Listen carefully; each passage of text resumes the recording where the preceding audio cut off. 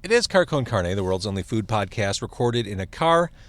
That car is my Mazda 3. I'm James Van Osdell, and sitting shotgun this week, the founder of ManBQ. It is Jesse Valenciana. Hello, James. This is long overdue. I know.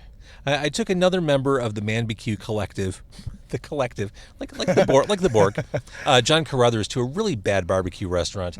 So I feel like I'm paying back ManBQ by taking you to Superdawg for this week's show. Overcompensating, I think. This is a Chicago institution. Yes.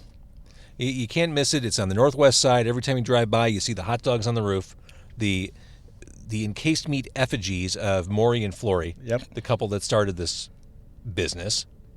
I love Superdawg. I've been going here since I was a kid. When I used to travel for business a lot, I would stop at Superdawg, either coming or going on my way to O'Hare. Yeah. So I actually have Superdawg's at a very special place in my heart. I grew up not too far from here on the northwest side in Norwood Park, Oriole Park area. And the one thing I remember when I was a kid, my parents had their real estate agent down the street from here. So when we came out here, this guy promised them these houses that they would love, and we came and ate here. And it was 1986. Okay. So I was like a little kid, and I remember looking at Maury and Flory and was like, whoa, and then the whole driving thing was amazing to me. And then with the first house that we saw, my parents fell in love with it. We came back again, ate here again, and I was like, this is where I want to live. This is where I want to grow up. So I've been coming here for a long time, and I always think of that. It's got that place in my heart, Hey, this is one of those places, truly one of those Chicago places that creates that kind of reaction. And here I am. I'm a parent. I have kids who now both enjoy the Chicago location where we are and the Wheeling location, which is kind of fantastic. There's a lot of indoor dining, way more space. You can picnic out there. Well, I guess you could picnic out here too, but the Wheeling location is fabulous too. Superdawg it evokes nostalgia. The food is awesome. And that leads me to a question. I've been thinking about this before we sat down. What makes a hot dog good? I mean, because we all kind of know what hot dogs taste like. To me, it's hard to differentiate a good hot dog from a bad hot dog. Well, what are we talking about with Superdawg right now? I mean, we've got these memories around it, right? Mm-hmm. I think that's a huge part of it. I think it's more than just the actual food product itself. You can add all the ingredients you want. You can do a depression dog or Chicago style hot dog or whatever. There's so many kinds of hot dogs. We're talking Chicago, but it's memories. Like Gene and Jude's. Is it the best hot dog in the world? No, but it reminds me again of going out there and my mom kind of being like, hey, you guys want a hot dog? Yeah. And going up to Gene and Jude's, And same thing again with Superdawg. It reminds me of growing up here, picking our house, and actually my first date ever when I first started driving was at Superdawg. My first girlfriend ever. We ended up eating a hot dog here. That's an amazing story. So it's like... Well, in Superdawg, it's everything. They've got the packaging down. They serve the dogs with the fries in the box, the crinkle fries, which I love.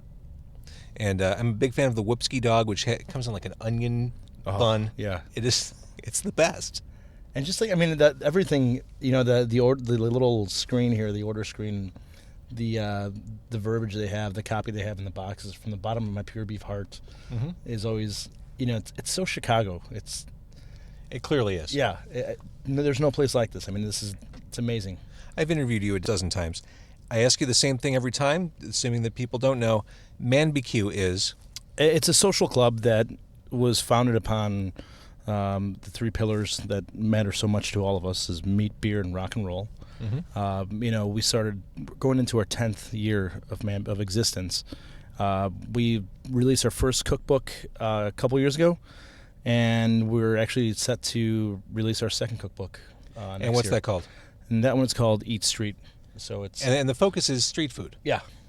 So explain what street food is. So a lot of the guys that have been part of the book, we've all traveled around the United States and around the world, and it's, I guess you could even consider Superdawg street food. Really, it's something that's native to where you are. I was in Thailand a few years ago, and I fell in love with the street food there. And there was these different food carts, and you go to Austin, there's the breakfast tacos, stuff like that. That's all part of the street food culture. I love a good breakfast taco. Oh, I love. I was in where was I? Louisville, Kentucky, for work, and I made these amazing breakfast tacos. We rented an Airbnb, and there was about 7 or 8 of us, all from the craft beer industry, living together in this house. and everybody's cranky.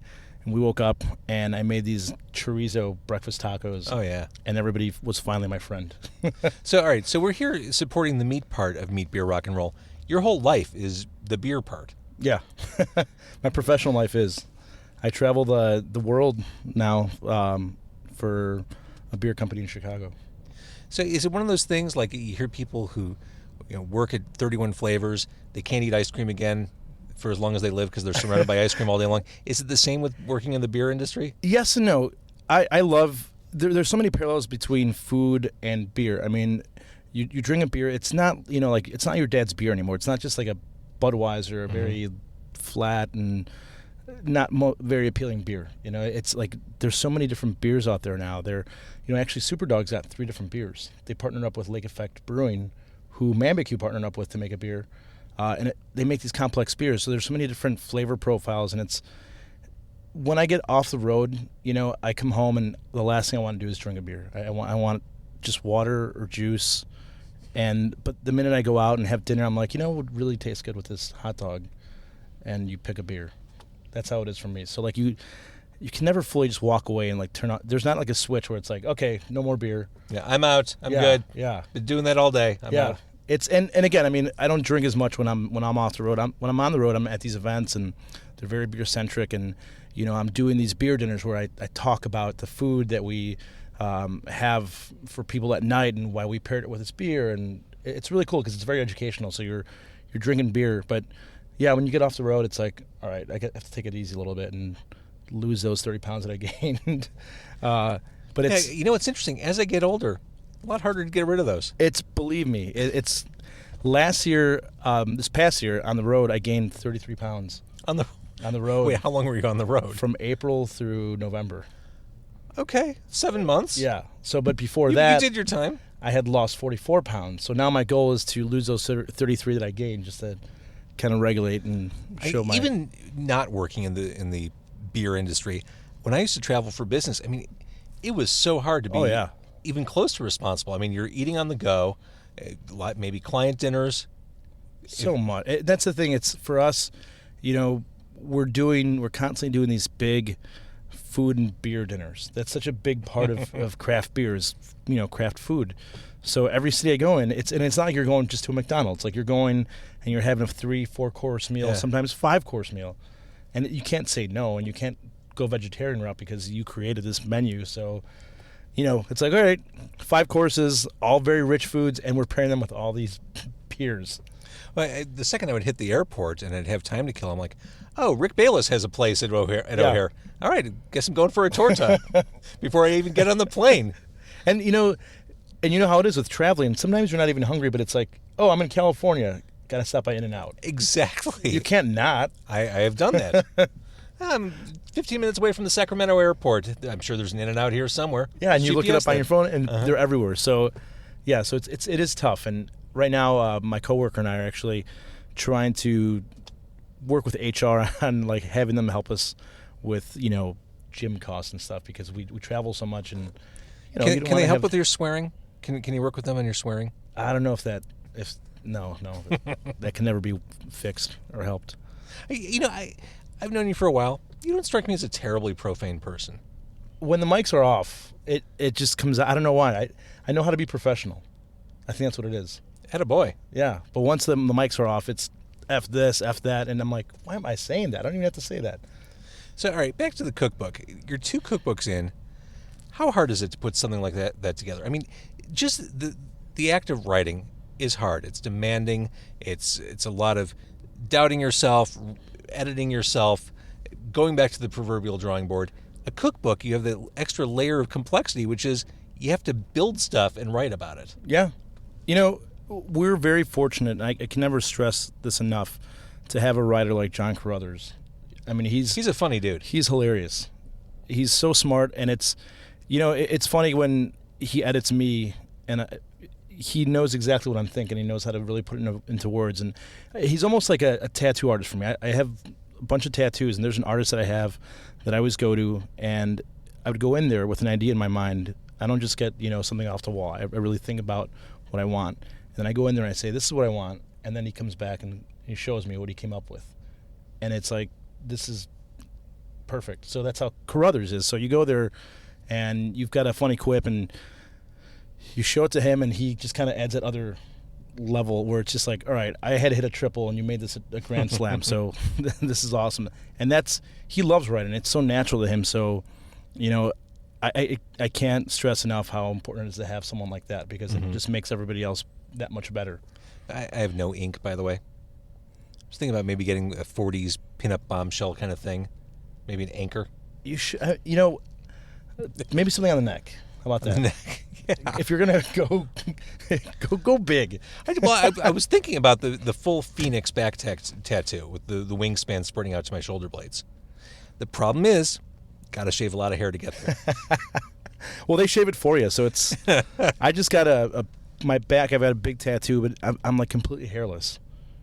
I always wanted chest hair growing up because I thought it was like all the cool kids have chest hair. And yeah. Never got it. In my beard, I finally got it. And that took forever. I was like, oh man, can I at least get a goatee or something, like a terrible new metal goatee?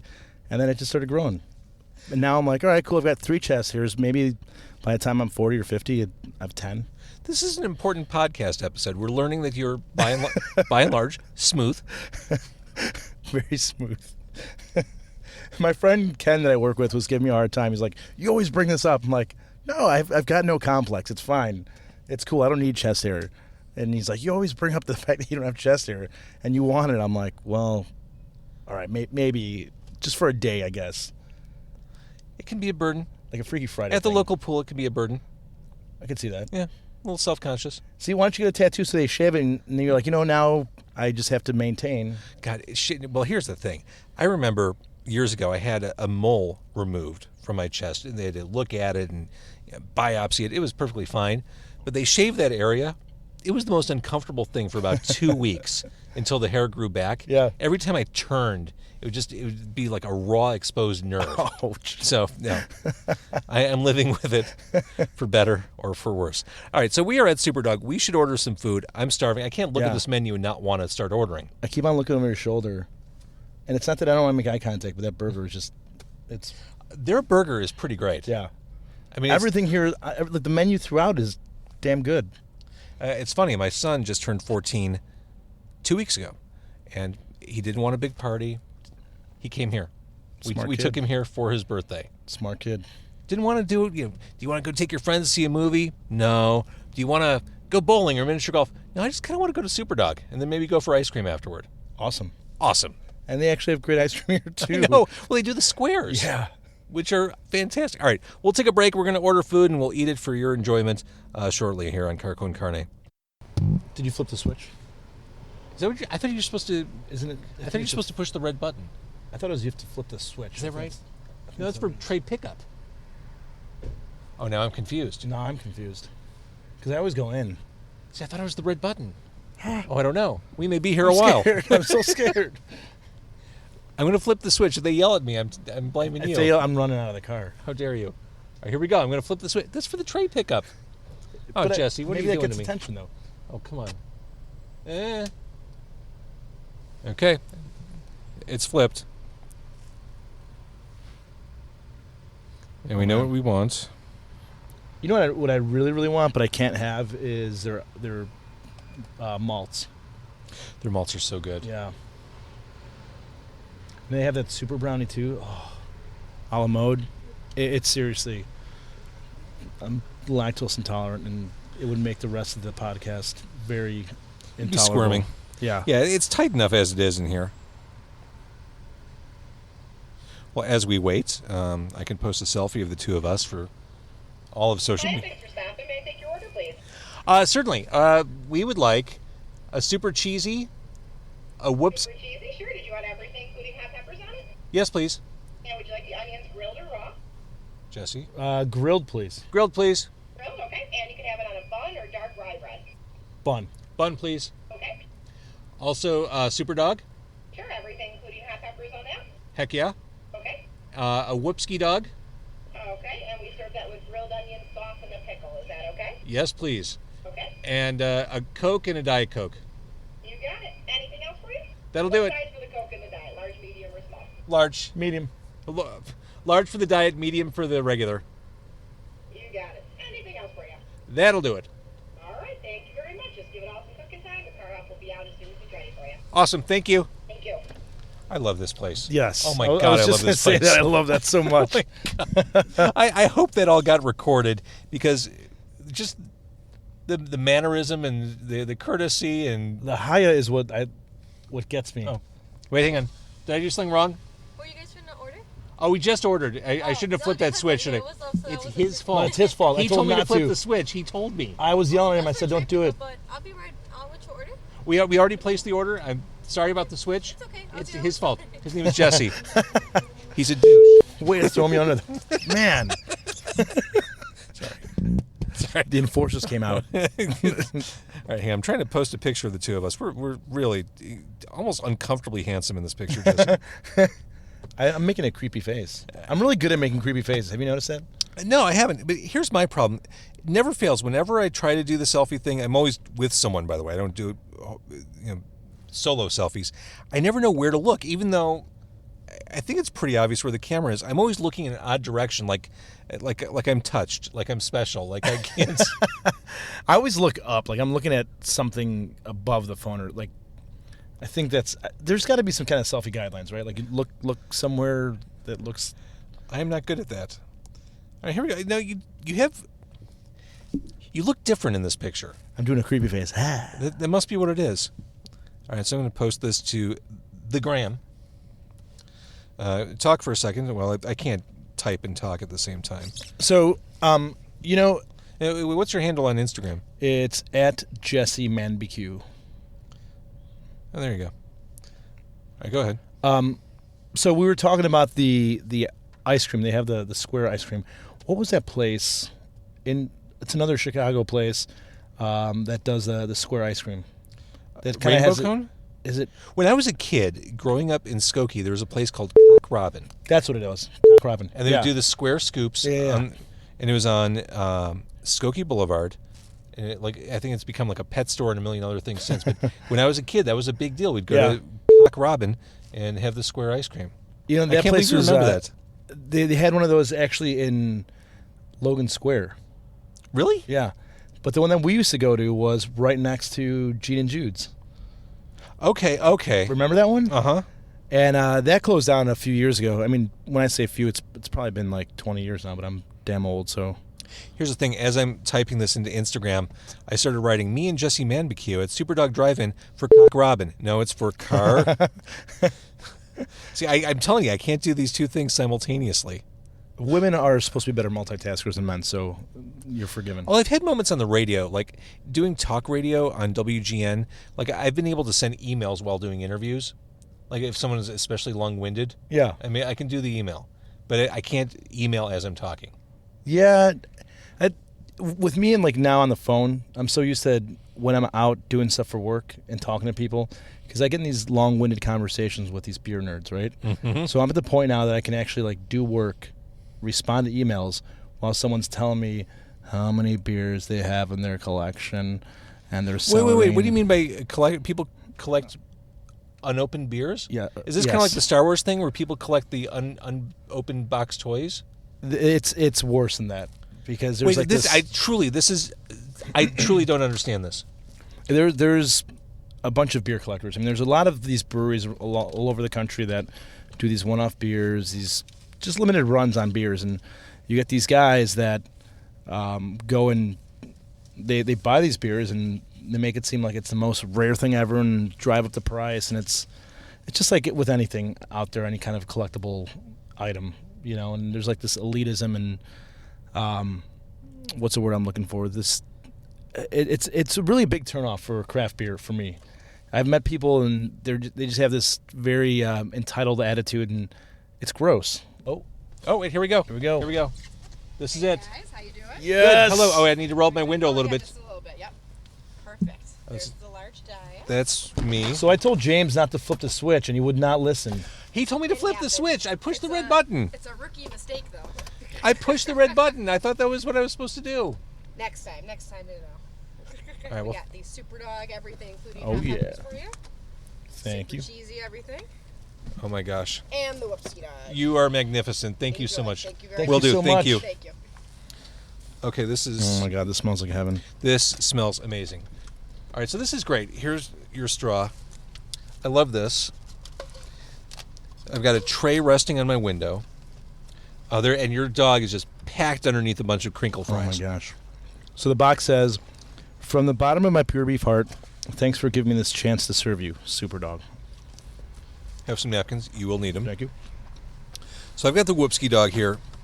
There's separation. Mm-hmm. Unlike the Superdawg, I do have the separation. Look, this is a thing of beauty, isn't it? It's gorgeous. It really brings a tear to my eye. I've got catsup, if you'd like it. So we've got the burger to For the record, split. I'm putting the ketchup on my fries, not my hot dog. We know. Dude, you're ManBQ. But I guess it bears some explaining. Why do we as a city all agree that ketchup is unacceptable and a crime punishable by death when it comes to hot dogs? I think maybe it's like a made-up thing. You know, it's not even real tomato. It's sweet. It's just... I don't know.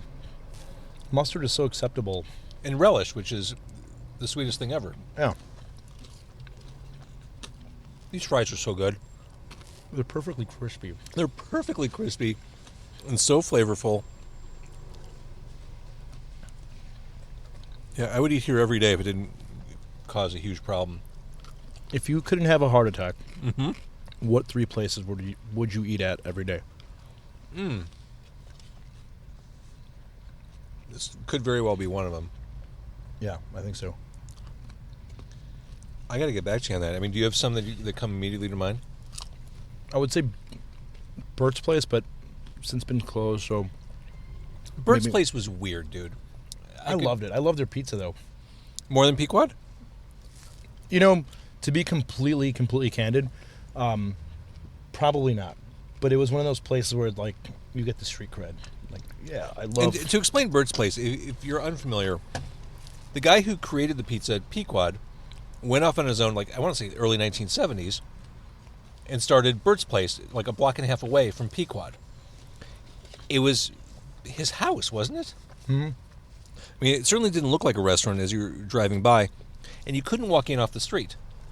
You had to call in advance, and you had to tell him exactly what you're going to have, because he made everything to order for that night's dinner crowd. No. And the place hadn't been not even decorated, cleaned, it looked like, since like 1986.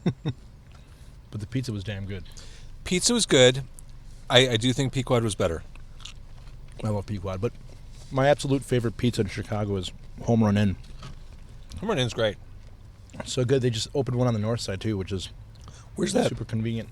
You know that Leona's that used to be on Belmont and Sheffield? Yeah, yeah. It's a Home Run Inn now. All right, I will never go there then. There's It's a pain in the ass to get there. Uh-huh. Yeah, and it's just a douchey crowd. Uh-huh. I mean, unless there's something happening at the Vic,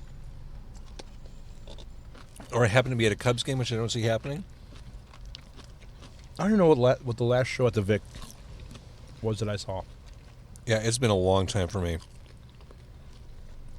I've said it before, but concerts are really expensive. You have to be really selective about what you choose to see. I did get on the Slayer list for February, though. Oh, really?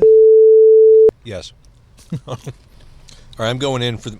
You haven't even made it to the hot dog yet, have you? I'm that weirdo that has to eat his sides before he gets to them. I do that, too. This Whoopski dog is so intensely hot, it's almost hard to hold. Kind of like you, Jesse. But I'm very cuddly. I'm very cuddly, so I'm very easy to hold. This is just a mess. Oh, good. Look at oh man, it looks so good. So my first date ever here. Mm-hmm.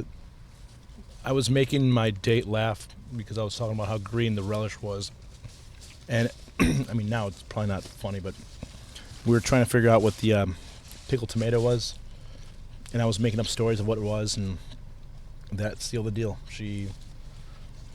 Crush was real. We broke up a month later because I got grounded and she went to the beach without me. I thought it was a complete betrayal. Clearly it was. But the funny thing is she's still one of my best friends, and her brother and her family we're all very, very close. She's gonna have to listen to this. So you still talk to a lot of people from high school? I wouldn't say a lot of people, but people that really I feel made a difference in my life are still a part of my life, which is awesome. That is pretty cool. I mean, I went for years without talking to anyone from high school, not out of hatred or malice or anything, just Life happens. Life happens, exactly. I will say social media obviously has helped Yeah. bring a lot of people back into my life, and it's been kind of cool. It's like you all kind of did time together. Yeah. In Yeah. different period of your life, but there's a shared history there, which is kind of neat. I was recently at my high school reunion, reconnect with some friends, and I'm actually going to go visit a friend after this. And it was funny because we can joke about 90s stuff and not feel like weirdos. Where now I work with a lot of young people, and you crack a joke, and they're just kind of like, they look at you so lost. Crack a Billy Corgan joke, and they're kind of like, why are you even talking about that guy? All right, pumpkins, pro or con? I'm going to be that guy that says, I like their earlier stuff better. But I do. I mean, I was not a big... After Siamese Dream, I kind of just fell off. Really? Even Melancholy? I did not like that album. I thought it was too slick, too... I like pop music. And I think pop music... And I've changed since, but I always felt before I was in a band, and I was kind of like, pop music and rock and roll should be separate. I didn't respect slick production on records. I just didn't. And now I like Taylor Swift songs. And I'm like, I always loved Michael Jackson, so it was kind of hypocritical of me, but at the time, and I can't get into that record. All right, how's the dog? So good. This Polish is perfectly cooked too. My Did you know that Superdawg makes their own hot dogs? I did know that. So again, it goes back to the question, what makes a good hot dog? Now, in this case, this Polish, it's pure beef, Romanian, Hungarian, Polish sausage. There's a lot of flavor. A little hint of spice. A lot of spices in there. It is a very rich tasting sausage. I love it. And that's how this hot dog, it's like, it's bigger than your average Vienna. It definitely is. Beefier. Which is good.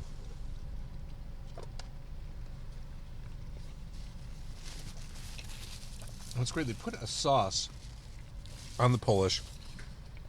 It's not mustard. It's not ketchup. It's just the Superdawg sauce, and it kind of soaks into the bun. Yeah. It's almost like a barbecue-ish Yes, sauce. very much so. Which you don't think of barbecue sauce on a Polish or a Euro, whatever it is. These onions are fantastic, too. Are you done with your dog? Yeah. I'm going to put it back on the tray. I think I have more napkins in the car. I pray I have more napkins in the car. How do you only use one napkin? I'm careful. Meticulous. Are you kidding me? I've got, onions on my jacket. I think knowing that I have a limited amount of napkins makes me be more cautious. Okay. When I have, something sitting on a table that says, be a slob. We're here for you. Yeah. Then I just go through a bunch of napkins. All right, you want to break open the burger? Let's do it. Oh, my God.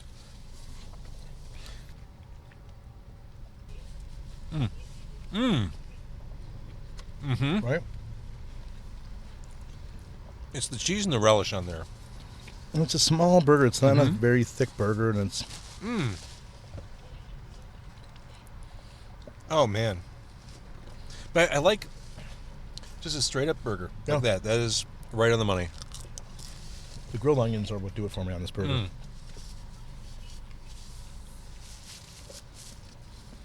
I will need to go home and rub my belly. All right, so when is the cookbook out? April 2016. Did the first one come out around the same time of year? Yeah, because I want to say it was right before Father's Day. Yeah. Okay. Yeah.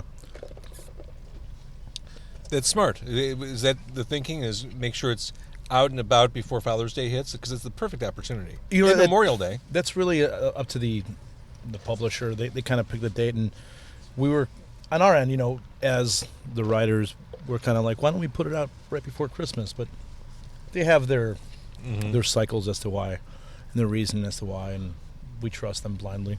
But I think you see a lot of the big celebrity chef cookbooks come out around December. Yeah. You'll see like the Food Network cookbooks come out around then. And that's a whole different like mentality. I mean, those guys are, when you've got a celebrity cookbook author or chef, I mean, those guys are going to sell a ton. Right, and that's kind of where I was going. I mean, traditionally in music, all the big releases come out in the fourth quarter. Yeah. Starting in September. That's when publishers, record companies, etc., put out all their sure things. Yeah. So the ManBQue's of the world, a soon-to-be sure thing, probably makes more strategic sense to have a whole year to develop. Yeah. Yeah, and you know, the cool thing is too, like with their first book, I still see people putting pictures of the book, like popping it up. People still finding it in places. That's the coolest Which is feeling. super cool, yeah. My friend Tina, she actually is a brewer up in Minnesota, and she sent me a picture of Snapchat. Do you just know brewers in every major market now? Pretty much. Okay. They're such great people. That's the thing. It's, you know, there's such a community around craft beer. It's. I've been so fortunate to travel the country, and you know that I love making friends with people. You know, so it's You are gregarious. You are social. a little bit. So it's cool going to these different cities, and I mean, off the bat, you have that connection because we all work in beer. So you know that you have at least one thing in common. And you talk to these guys, and everybody's just super cool. So is it the situation where it's just a bunch of hobbyists who found a way to make a living off their hobby? Some, you know, some guys were homebrewers, and they wanted to take it to the next level. And But isn't homebrewing a hobby? Yeah, but you've got other guys that went straight from, like, homebrewing a little bit to, like, going to school for this. Got it. Wait, And- really? Uh-huh. You can do that? There's in Chicago, there's Siebel Institute, which is like a beer college, pretty much. Wow, okay. Super cool. And then I learn something new every time I talk to you. there's other guys that I know, too. A lot of engineers that are now in brewing, which is pretty cool. Because they've got that, their mind kind of works the same as a brewer, developing recipes and whatnot. So, and that's another thing, too. It's like meeting these guys and learning their path to brewing. Everybody has something different, which is cool. Knowing how impassioned you are about beer and how it is part of your daily life, I mean, do you see yourself personally going further in the beer direction? Like, ManBQ will always be ManBQ, but do you ever see yourself kind of planting a bigger flag in the beer world? You know, John Scholl and I always talked about doing some kind of brewing, you know, whether it was us brewing at a different brewery, because it's a lot of money to launch your own brewery, but, you know, him and I are such big beer nerds, and we constantly talk about beer and are constantly trying different beers, and it'd be cool to one day, you know, we've done collaborations with different breweries. You know, I would be lying if I said that I wouldn't ever want to do a ManBQ beer, like a line of ManBQ beers. You know, See, it seems like a very natural brand extension. yeah, and it's again, it's hopefully in the cards, and maybe someday we'll do it. But I've told you, like, I've got so much on my plate, so it's really like that takes a lot of time and attention, and I would hate to start something and not give it that love that it needs. You know, I don't want to do anything half-assed, because then the results will show that. So it's hard when you have a lot of ideas, figuring out which ones get preferential treatment. And you know, before, when ManBQ was my full-time job, when I was relying on the money I was making from catering, it was different. But now I have a boss. I have a company that I work for that I really love very much, and they pay my bills. So that has to come first and foremost, and everything else essentially becomes, you know, lined up in that hobby category. You just said the magical thing. ManBQ is your full-time job. Yeah. That's the entrepreneurial. There's an American success story right there. Yeah, it was crazy. I mean, I've always said that I've everything I've ever kind of set out to do, I've wanted to do. You know, things weren't by accident. When ManBQ kind of came about, it was one of those things where I saw what I had there, and at the time I was working at a very secure Fortune. I think they're like a Fortune 100 company, based out of Chicago, out of Deerfield. They're a pharmacy. They're big. And, you know, I wasn't what I wanted to do. And I took this leap of faith, and at a time where jobs weren't very plentiful, I left to really pursue ManBQ. And a lot of people don't know this, but I took a year off of drinking, just a year off of partying, to really focus on ManBQ, because I felt if I'm leaving this job, I feel stupid, so I have to prove to myself that I'm really in for the long haul. So the one time I drank was when I made beer at New Holland with the guys from Three Aces. We all drove up there and made beer. That was the only time. And I'll tell you what, I drank 3 beers and 2 shots, and I was hammered. I bet you were. I was annihilated. I was that guy walking in the middle of the street like, wow, this is so fun. You were a T-boxer. Oh, my gosh. That is terrible. That wasn't that one. That wasn't that bad. But, yeah, so it was, and that was for me the dedication I had to this crazy idea that I really fully believed in, and I tell people, like, I was out till, like, there was nights where I was out till 5 in the morning because you're making these connections, you're hanging out with these guys, and they have to gain your trust. And I'm like, hey, we should do an event together, and it's like, yeah, man, totally. And like, you stick with them, and you're completely sober, jacked up on Coca-Cola or like ginger ale, and then the next day you call them at 10 in the morning. You're like, hey, dude, great talking to you. Like, when do you want to do this event? And they're kind of like, I don't know, how about in 3 weeks? Cool, let's do it. Like. That's fantastic. You go for the close when they're just, heads are foggy and they're trying to piece together details from the previous night. But I've made a lot of really great friends that way. It started off with me it's about being hungry. Thank you. You're calling it quits? I'm done. I ate that big hot dog by myself. I know. I'm going to have another fry, though. Those fries Oh, are dude, so you good. didn't even... It's like you didn't even try. I didn't eat the fries. The fries are just filler for me on the second sandwich. It's like you don't even care about this burger. But yeah, I've always been a hustler, and for ManBQ, that's what it took, And it's funny now working for a company where we have a really great budget. We can do what we want to do. With ManBQ, everything that we were doing was on a complete, if we even had a budget, a shoestring budget. Like, you have to hustle and find ways to get things done. You have to find someone that knows how to do this that's going to be free or like it really cheap, and you're piecing these events together, and it takes a toll on you a bit, but what are the results? 2 books. I've made some really great friends through ManBQ. I'm sitting in the car with you. Yeah, that's how I met you. So it's at the end of the day, it's been so worth it, and I would not trade anything for that experience. What do we have to do to get a ManBQ concert series going? Wow. Just some good Think sponsors. about that. Good sponsors, that's it. Think about that. Live music event. I've always wanted to. We're in a city that lives and breathes street festivals, right? Mm-hmm. So my thing was, I always wanted to do a meat, beer, rock and roll festival. Sure. But it's like, where you look at the calendar, and really it's like, where is there room in that calendar? What intersection isn't spoken for in the summer? And really, what it comes down to, it's that. It's just, you can get the sponsors. We can get the food, the beer, and the bands, but it's like you're competing against some other street festival every weekend. Mm-hmm. But I've always wanted to do a ManBQ festival. It's been, we've talked about this for years, but it's almost one of those things where we'd be better served finding another city, like maybe where one of our other chapters resides. Or doing something indoors during the cold weather. True. We do this festival with Empty Bottle called what is it? Something Frozen Dancing. Okay. And it's a festival in the middle of winter outside with bands. It's the funniest thing. By the way, I tried to flip the switch. I can no longer reach the switch. We're just going to be here until tomorrow. I don't. The tray is impeding my. I can run out and flip it, or. I've got a bad feeling about this, Jesse. Okay, no, all right. See, who's a genius? I am so bloated and full right now. I thought my seatbelt was on. Nope, that's just my own stomach restraining me. Okay, here we go. Oh, holy Christ! Oh God! All right. I'm a little embarrassed by that.